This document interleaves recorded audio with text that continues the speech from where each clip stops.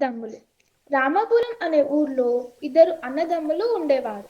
వారి తండ్రి చనిపోతూ వాళ్ళిద్దరికీ ఒక మామిడి చెట్టు, ఒక ఆవు, ఒక కంబళి ఇచ్చి వాటిని ఇద్దరు సమానంగా అనుభవించమని చెప్పి చనిపోయాడు.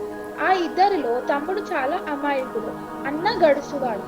అన్న తమ్మునితో, నాన్న మనకు ఒకే చెట్టు, ఒకే ఆవు, ఒకే కంబళి ఇచ్చాడు కాబట్టి వాటిని ముక్కలు చేయకుండా వాటిని కలిసి ఉపయోగించుకుందాం అని చెప్పి, చెట్టు మొదలు భాగం నీకు, పై కొమ్మల భాగం నాకు, అట్లాగే ఆవు ముందు భాగం నీకు, వెనుక భాగం నాకు, ఇక కంపలిని పగలంతా నువ్వు వాడుకో, రాత్రి నాకు ఇచ్చే అన్నాడు.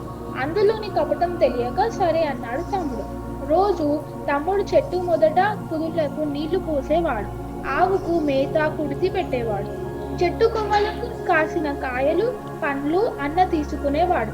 ఆవు పాలు కూడా తానే పితుక్కునేవాడు.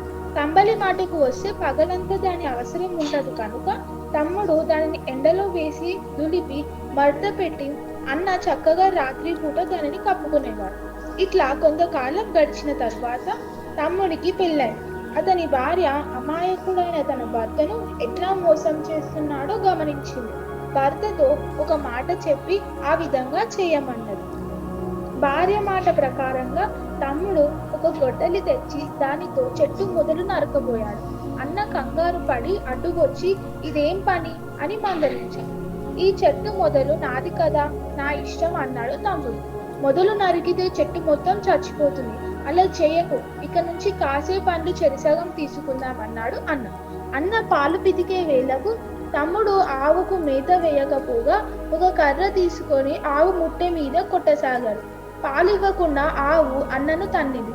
అదేమిటి అని అన్న అడిగితే, ఆవు ముందు భాగం నాది కదా, నా ఇష్టం అని బదులు చెప్పాడు తమ్ముడు.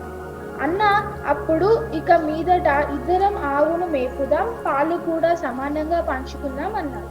ఆ మరునాడు తమ్ముడు కంబలిని పగటిపూట నీటిలో తడిపి ఆ తడి కంబలిని సాయంత్రం అన్నకు ఇచ్చాడు. అన్న దానిని ఉపయోగించుకోలేకపోయాడు. దానితో అన్నకు బుద్ధి వచ్చి తన తప్పు క్షమించమని తమ్ముడిని బతిమాలాడు. ఆ తరువాత అన్నదమ్ములిద్దరూ సమానంగా అనుభవిస్తూ హాయిగా సుఖంగా జీవించారు. ఈ కథలోని నీతి, అమాయకులను ఏనాడు మోసం చేయకూడదు.